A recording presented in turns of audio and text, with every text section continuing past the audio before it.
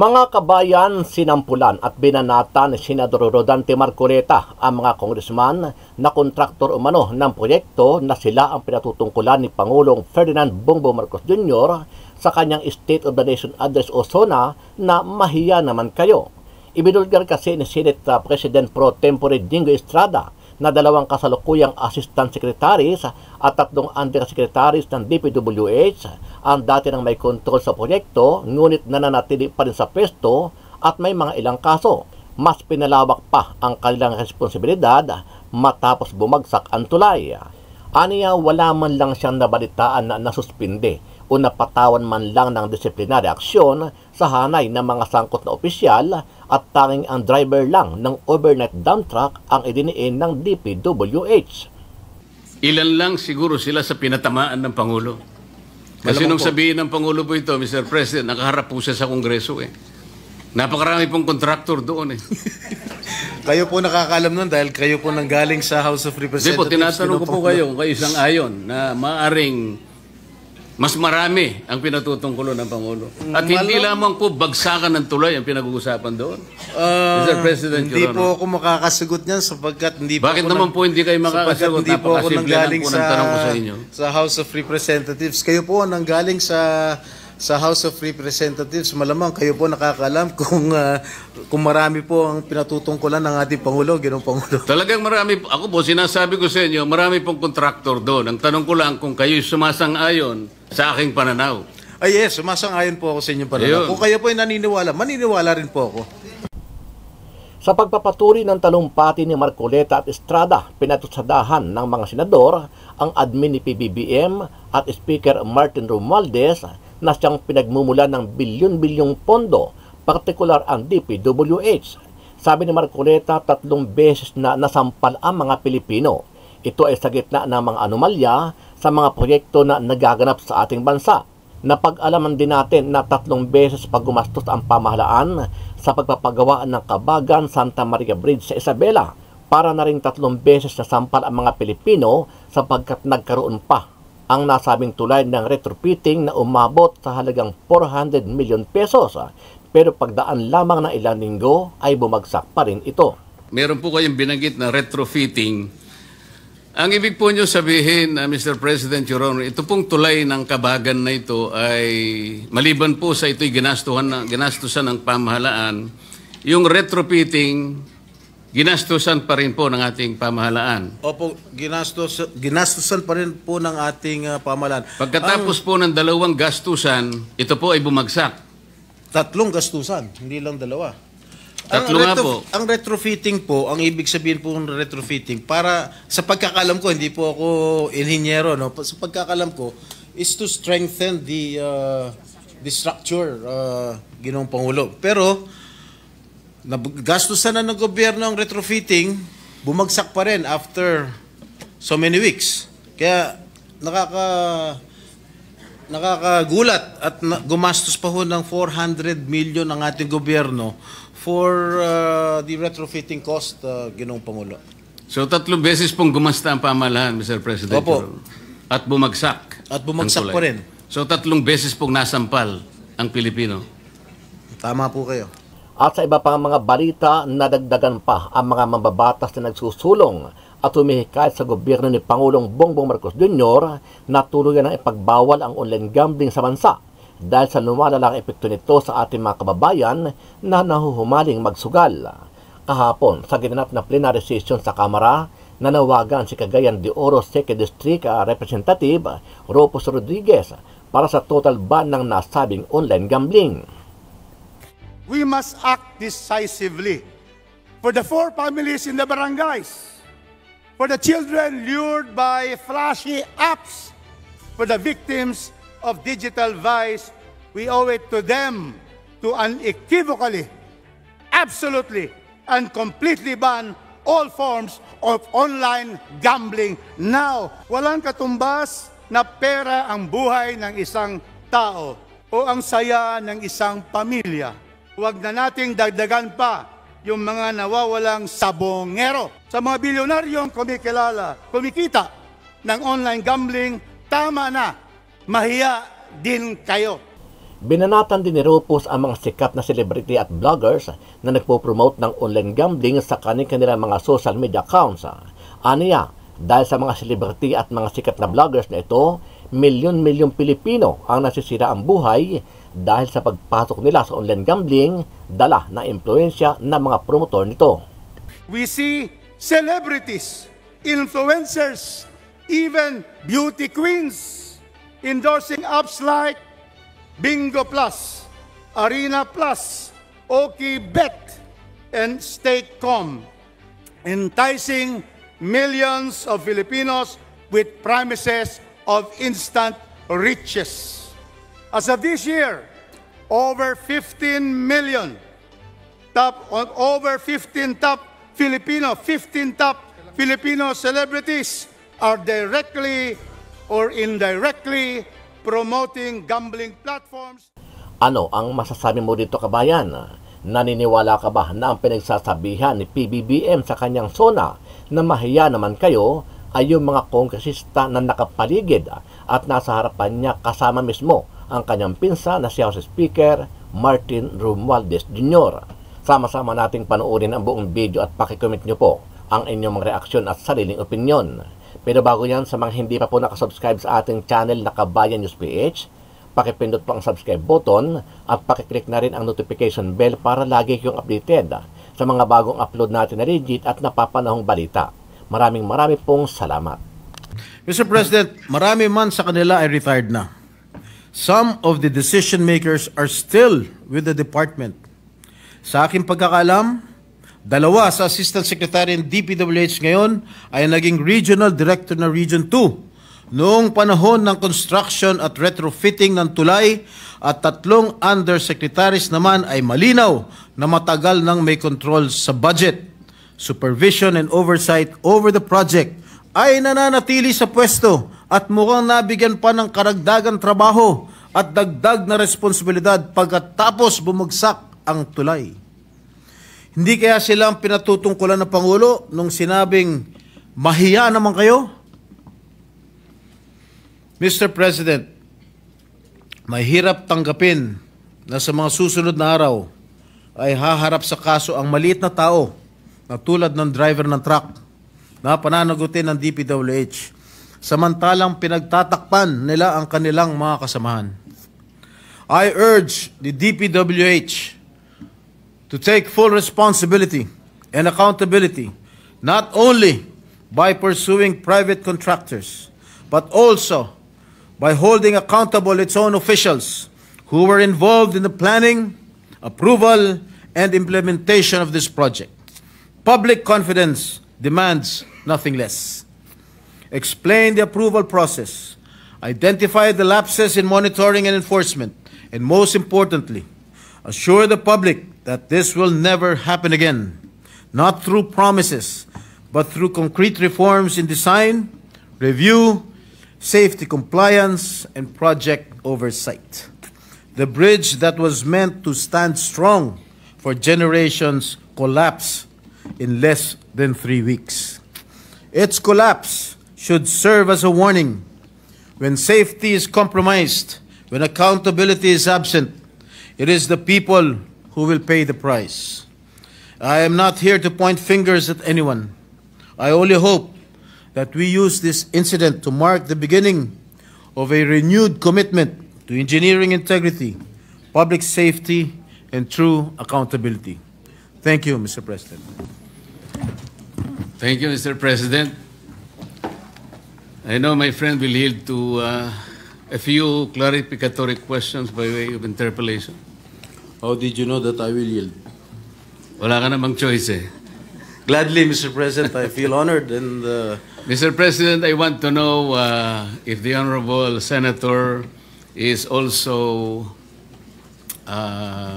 aware of several falling bridges before this bridge subject matter of his speech. I am not fully aware of any bridge that has collapsed. May I... Here, I just... my staff just gave me a list of the bridges that had collapsed in October 28, 2024. The Magapi Bridge in Balete, Batangas collapsed allegedly due to strong flood currents and the large number of uprooted trees carried by the water during Typhoon Christine. And the Bantilan Bridge, a 30-meter concrete span connecting Batangas and Quezon, allegedly collapsed on October 29, 2022, allegedly due to raging river currents and floods. And the Carlos Romulo Bridge in Bayambang, Pangasinan collapsed on October 20, 2022. The collapse was allegedly caused by two overloaded dump trucks that exceeded the bridge weight capacity. And the Borja Bridge collapsed on June 16, 2022. This was allegedly caused by a 12-wheeler dump truck that exceeded the bridge's weight limit. And the Loay-Clarin Bridge, I think this is in Bohol, which spans the famous Lobok River. And this resulted in 4 fatalities and 18 injuries. And the bridge under construction in Colafu, Magsaysay, Marilog District, Davao City, collapsed on February 18, 2022, while workers were filling its floor with fresh concrete.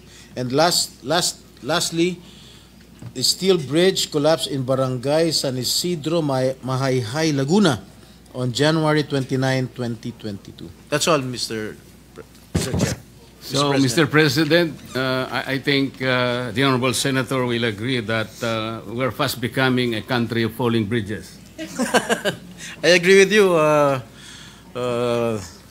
my good friend, Senator Marcoleta. In regard to this bridge in Isabela, subject matter of your speech, Mr. President, wala bang weighing scale or weighing station or weighing facility na itinalaga ang local government or national government para sa ganon yung lahat ng dadaan ng mga behikulo? Kasi, Mr. President, alam naman natin na Isabela ay agricultural economy. It consists something like 29.8% agriculture products at 25% industry. Kaya kinakailangan po siguro merong tagatimbang sa lahat ng mga truck na dadaan. Napakasimple naman sigurong problema ito. Bakit wala man lang nakaisip na maglagay po ng isang timbangan doon para sa mga sasakyan na dadaan? Sa aking pagkakalam po, Ginoong Pangulo, ay wala pong weighing bridge na nakalagay po rin sa Kabagan Santa Maria Bridge. Kaya siguro bigla na lang pumasok itong overloaded na truck na nag-weigh ng 89.63 metric tons. Kaya po bumagsak. Overweight to ng 43 metric tons. Kaya siguro bigla hong bumagsak ang tulay ng Kabagan na Santa Maria Bridge, Ginoong Pangulo. Binanggit po ninyo sa inyong speech, Mr. President, Your Honor, na ang isa sa nakadidismaya matapos ito'y maimbestigahan sa pangunguna ng ating kasama, Senator Alan Peter Cayetano, ay nabahala po kayo na malinaw na may kawalan ng pananagutan mula sa mga taong responsable sa pagpapatupad ng proyektong ito. Tama po ba yung aking narinig? Tama po kayo, Ginoong Pangulo. Ibig bang sabihin po ay hindi natukoy ng investigasyon ng ating kasamahan ang mga responsableng tao na mayroong kasalanan dito sa bagay na ito?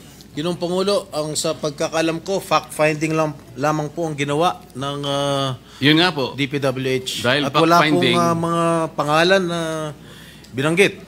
Ngayon, kung ako po itatanong ninyo kung sino-sino po ang magiging responsable, sasabihin ko po sa inyo kung sino-sino po itong mga ito. Salamat po, Mr. President, Your Honor, kasi po meron kayong binanggit dito na 2 assistant secretary ng DPWH sa panahon na ginagawa ang proyektong ito na nakatalaga sa Region 3 o Region 2 at 3 undersecretaries naman ang malinaw na meron ding control sa budget at supervision sa panahon na ito'y ginagawa. Tama po ba? Tama po kayo, Ginoong Pangulo. Para po malaman ng ating kapulungan. Maaari po bang sabihin natin kung sino po itong mga taong tinutukoy po ninyo, Mr. President, Your Honor? Maraming salamat, Ginoong Pangulo. Nagtanong na rin po kayo kung sino-sino po itong mga tao. Hindi ko nabanggit sa aking privilege speech. Subalit nagtanong po kayo, mapipilitan ko pong ibulgar kung sino-sino po itong mga taong responsable sa pagbagsak nitong, sa pag-collapse nitong tulay sa Kabagan, Santa Maria. Unang-una, si Assistant Secretary for Regional Operations in Luzon, Loretta Malaluan. She succeeded Neri Bueno, now Asik Bueno, as Region 2 Director. The time when the bridge project was already facing structural problems.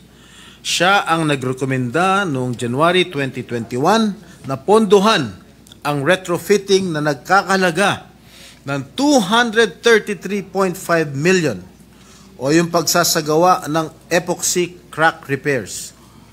In March 2022, she formally requested that the project be reclassified from a replacement to a retrofitting strengthening project given the persistent structural issues. Pangalawa po, Ginoong Pangulo, Assistant Secretary for Regional Operations in Visayas and Mindanao, Neri D. Bueno. Siya po, as then Regional Office 2 Director, Engineer Bueno was involved in the implementation of Phase 1 and Phase 2 of this project. In 2018, then Project Engineer Felipe Lingan began reporting early signs of possible bridge failure. Noong pa lang 2018, nakitaan na nitong si Mr. Lingan na medyo malapit na magkolapso o may failure, early signs of bridge failure. These warnings were either not acted upon or were not sufficiently addressed under Bueno's leadership, which became a notable concern in later investigations. Ginoong Pangulo, yung tatlo pong nabanggit kong undersecretaries, napapangalanan ko rin ngayon. Ito po hanggang ngayon ay nanunungkulan pa rin bilang undersecretary ng DPWH. Unang-una, Undersecretary for Regional Operations in Luzon, Ginoong Eugenio Pipo Jr. Siya po ang nangasiwa ng construction ng tulay nang sinimula ng pagpapagawa nito noong 2014 bilang NOI Assistant Secretary for Operations. It was under his watch that the early stages of construction proceeded even when structural issues began to surface. And in June 2018, the DPWH engineers identified critical defects after the concrete slab was poured at Span 8. Masyado na technical to. Among the most alarming were sheared bolts and shifting columns, clear indicators of serious design and construction flaws. Yet, despite these warnings, construction continued with no decisive intervention from Pipo's office. His failure to halt the project or escalate the issue for re-evaluation allowed the risks to persist unaddressed. Pangalawang Undersecretary for Regional Operations in Visayas and Mindanao, Ginoong Ador G. Canlas. Siya po ay Assistant Secretary for Regional Operations in the Cordillera, Regions 1, 2, 9 at 13 noong taon 2022. Retrofitting began in 2023 with 285 million allocated for structural strengthening. The engineering designs were completed and submitted, and multiple iterations of the as-staked plans were prepared by DPWH Region 2. And during this phase, Undersecretary for Technical Services Ador Canlas became directly involved. He approved key engineering plans on December 19, 2023, and later a revised retrofitting plan on May 22, 2024. These approvals were crucial in authorizing the construction activities intended to stabilize the bridge. And lastly, Mr. President, Undersecretary for Planning Service and Public-Private Partnership Service, Maria Catalina Cabral. ang kanyang opisina ang nag-aproba para pondohan ang isinagawang kontrobersyal na retrofitting ng tulay na dapat ang kontraktor ang gumastos dahil nasa ilalim ng warranty period. Dahil dito, gumastos pa ang ating gobyerno ng karagdagan na 400 million pesos. Ang halagang ito ay 50% ng original contract price ng tulay, Ginoong Pangulo. Yun lang po, Ginoong Pangulo.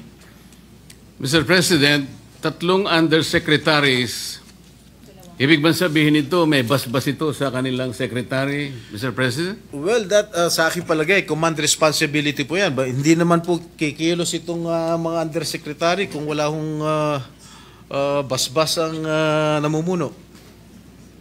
Ngayon po, itong ang inyong privilege speech, Mr. President, Your Honor, ay salamin lamang ng isang napakalaking anomalya na nagaganap sa ating bansa.